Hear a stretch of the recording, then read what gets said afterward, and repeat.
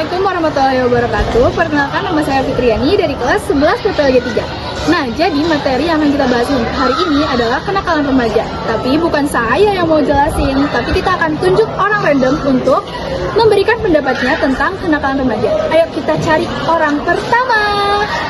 Nah, jadi kita sudah menemukan siswa pertama yang akan menjelaskan pengertian kenakalan remaja. Jadi kalau boleh tahu namanya siapa? Namanya Ahmad Sahil Dari kelas 11 PPLG 3. Oh iya, ternyata sekelas ya sama saya. Jadi menurut kamu kenakalan remaja itu apa? Tindakan yang menyimpang norma-norma sosial yang dialami oleh remaja. Oke, tindakan yang menyimpang dari norma-norma yang dilakukan di sosial, yang diterapkan di sosial ya. Nah, kenakalan remaja itu contohnya apa aja sih? Contohnya seperti bolos sekolah, berkelahi, merokok, dan Nah, jadi gitu guys. Contoh-contohnya itu adalah merokok, bolos sekolah, dan jangan dilakukan ya. Oke, sekarang kita lanjut mencari target kedua. Ayo, ikut. Nah, kita sudah menemukan target yang kedua. Kalian lagi apa? Lagi duduk. Oke, maaf ya, saya basa-basi banget. Jadi, kalian pernah dibelajarin tentang kenakalan remaja kan?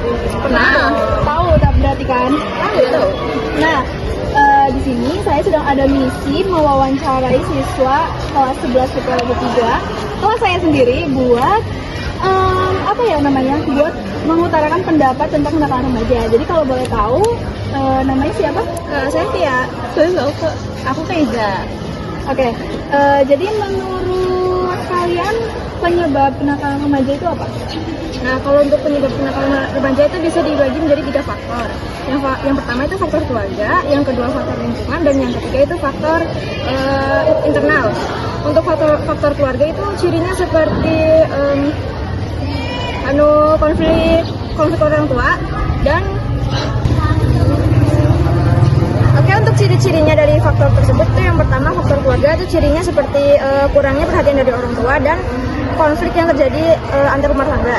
Dan untuk faktor yang kedua itu faktor lingkungan. Cirinya itu seperti pergaulan bebas dan pertemanan sebaya. Itu seperti kayak teman kita tuh gimana ya jelasinnya, kayak mereka tuh dampaknya dampak negatif. Oh iya. Jadi kayak menyebarkan energi negatif gitu. Iya, bukan yang positif. Iya, menarik temannya ke hal yang negatif dan itu nggak boleh dicontoh ya. Dan faktor yang ketiga itu seperti krisis identitas. Kurangnya kita mengontrol diri dan kita akan jadi stres gitu loh. Oh iya. Karena masa remaja itu kan masa transisi dari anak-anak ke dewasa, jadi masih cari jati diri gitu ya? Iya.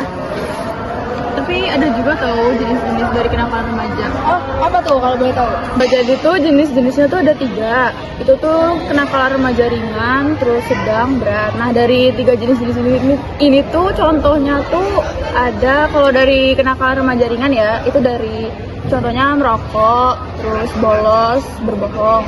Nah, kalau yang kenakalan remaja sedang itu kayak contohnya tawuran, terus mencuri, terus sama vandalisme.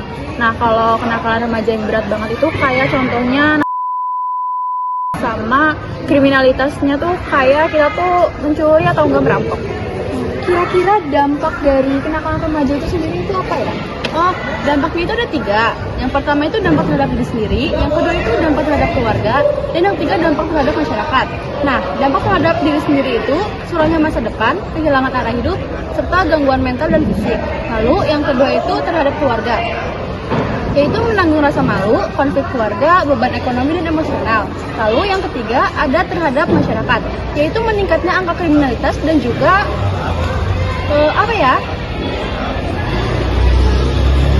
rusaknya moral dan norma sosial. Iya sih. Jadi itu aja ya materinya yang sangat memuaskan dan sangat jelas bukan? Jadi ayo kita cari target berikutnya yang keempat. Makasih ya buat yang sangat memuaskan tadi, hebat. Sama-sama. Bye. Nah, kita sudah menemukan target yang ketiga nih. Jadi kalau boleh tahu namanya siapa? Nama saya Asep, saya dari kelas 11 PPLG 3. Ya, kita sekelas kan? Ya. Nah, oke, kalau boleh tahu menurut kamu gimana sih cara meminimalisir kenakalan remaja?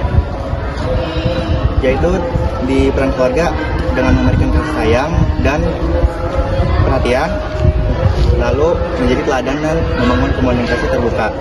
Di peran sekolah ada dengan pendidikan berkarakter, kegiatan ekstrakurikuler yang positif, pendekatan kepada siswa yang bermasalah. Di peran masyarakat dan pemerintah ada lingkungan positif, kalangan remaja yaitu Karang Taruna dan bimbingan, dan penegakan hukum terhadap pelanggaran serius. Oke, makasih ya buat materi yang sangat bagus itu tadi. Nah, itu dia beberapa target yang sudah menjelaskan kepada kita semua tentang kenakalan remaja. Dapat dipahami kan? Nah, dengar-dengar sekarang juga Gubernur Deddy Mulyadi sudah menerapkan hukum yang tegas buat para remaja yang nakal bandel. Jadi hati-hati ya kalian semua. Jadi stop melakukan kenakalan remaja karena itu akan merugikan kalian.